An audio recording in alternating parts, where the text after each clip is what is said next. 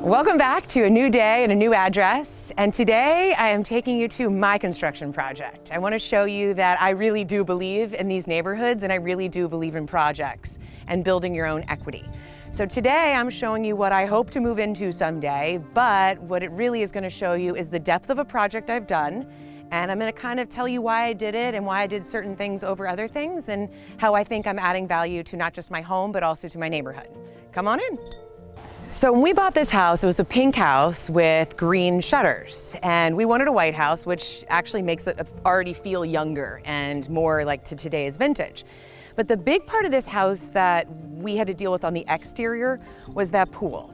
That pool was not there. Instead, there was about a 40 by 20 pool, so a very large pool off of the eastern section of the house, a little bit farther than where it is now. And in order to get a door going out to the eastern section of the house so that we could actually love the waterfront, which is why we bought this house, we had to demo the pool and then move it. The reason I'm bringing that up is a lot of people think, oh my gosh, demoing a pool is gonna be like crazy expensive. Well, it's really not in South Florida. So my pool to demo, about a 20 by 40 pool, was around $5,000 or $5,500. So yeah, that's a chunk of change, but it's not because I'm gaining so much more. So we moved it, I put in a new, smaller pool, but the bigger thing that I gained was access to the east. And east here is water, and water is money.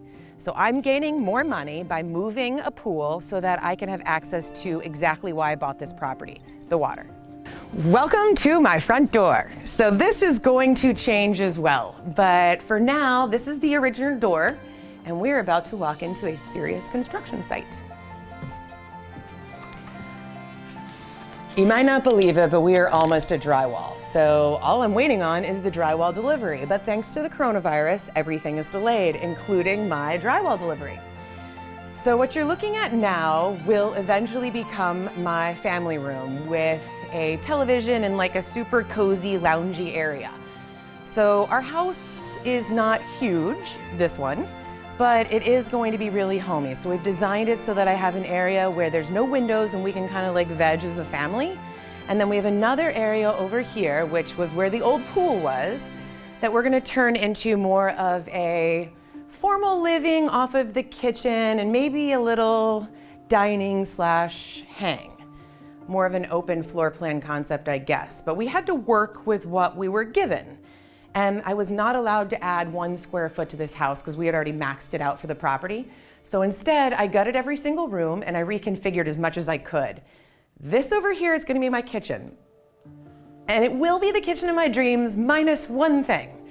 Unfortunately, I am not gonna be able to have that island that most women, and I guess cooks in general, not just women, love, and we have in our house now. But this, we're not wide enough, I guess, here with the depth of the new countertops that are coming in order to have an island. But you know what? It's not the end of the world, and I'm gonna have one hell of a kitchen either way. So now I'm gonna take you back to the front of the house, and I'm gonna show you what we did there, because this is where we added a lot of value. So when you are doing a renovation project, a couple things to think about. How's the space going to work for you, obviously, but also where can you add value? So on this first floor, originally when we bought the house, there were 3 bedrooms downstairs with 2 bathrooms. And then there was 1 bedroom upstairs with 1 bathroom. In my opinion, as a realtor, it was missing a powder room. So when we have guests come over, they have to use my son's bathrooms or my daughter's. I don't think so. So what we did was we converted this space here, which was a very large closet. We converted it and added what will be a powder room so that everyone that comes to visit us can have access to a bathroom without having to deal with my children's mess, their bathrooms, etc. So originally when this house was built, it was just a 1-story ranch, like most of the homes were in the 50s, especially in this part of town. So where are we located? We are located south of Southern Boulevard and north of Forest Hill on Flagler Drive. This particular street is called Elwa Place, but regardless, at one point, most of these homes were 1-story ranches with a few exceptions. This was the original master to the house. My lucky 15-year-old daughter will be getting this bedroom because our master is upstairs now. But this is a pretty massive space, especially considering that it is now going to be a guest room, or in this case, my daughter's room.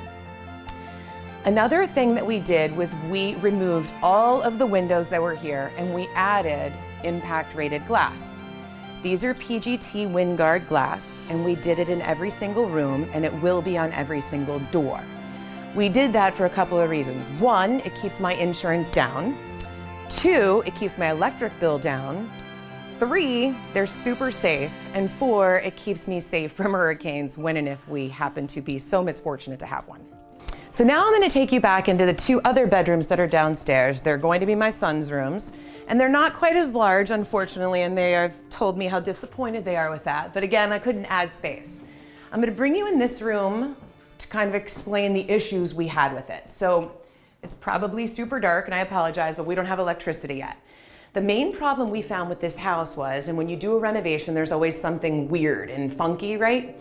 Well, when the last builder built in the 80s in this house, they put the plumbing lines through the ceiling in the bedrooms downstairs on the first floor. You might think that's kind of not a big deal. Well, it is a big deal if you think about your plumbing lines on the second floor. If you flush a toilet or you finish a shower, they have to run through the ceiling of what is going to be my 10-year-old's bedroom.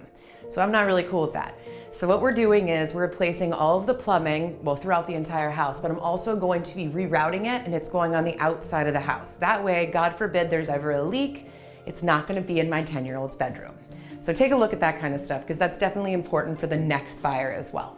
So now I'm going to take you upstairs, and the upstairs of this house is killer now. But when we bought it, the floor plan was definitely not gonna work for us, right?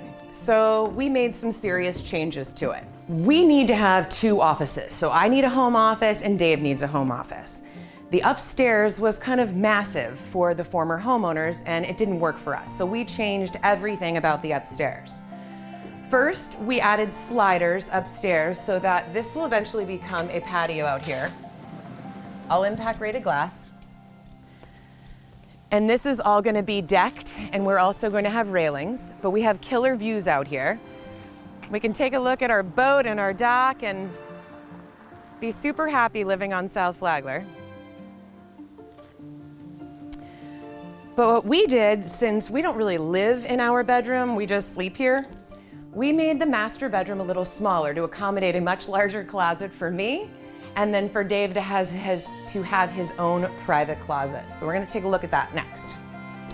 So now we're entering what will be my closet, our shared bathroom, shower, toilet room, and then Dave gets to have a huge closet for him as well. I think it's important to note that with closets, if you can add them or make them larger, you should, particularly in a master bathroom and bedroom. The one partner always gets shafted, right? So most of the time it's the husband, or one of the husbands gets shafted, or one of the wives, somebody gets shafted. So make 2 big closets, why not?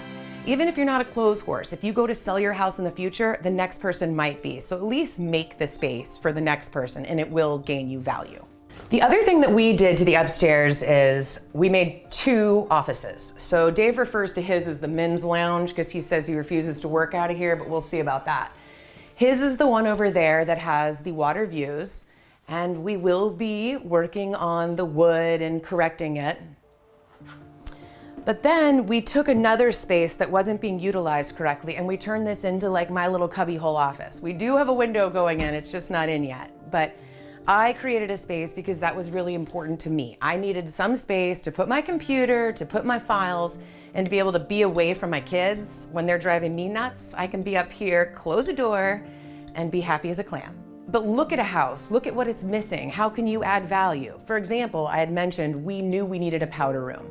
We also knew we needed to be able to exit east so that people or guests or us in general could A, get to our pool without going out the front door, or B, have friends and family over that they can look at the water and enjoy it. So find a project in your house, find out what will make the most money for you, not what's gonna cost the most, what'll make you back the most money, and tackle it. Call a few contractors, get a few bids, and my one biggest suggestion is permit the project. If it needs a permit, get a permit. It's not gonna cost you that much, but when you go to resell it, and if you haven't permitted that air conditioning, that, whatever it is, electrical panel, I promise you it's gonna come up in your inspection, and then you're gonna be kicking yourself saying, why didn't I just get it permitted? It only would've cost me $400 extra. Permit the project and it'll work out so much better for you, I promise. Tune in next time, see y'all, bye.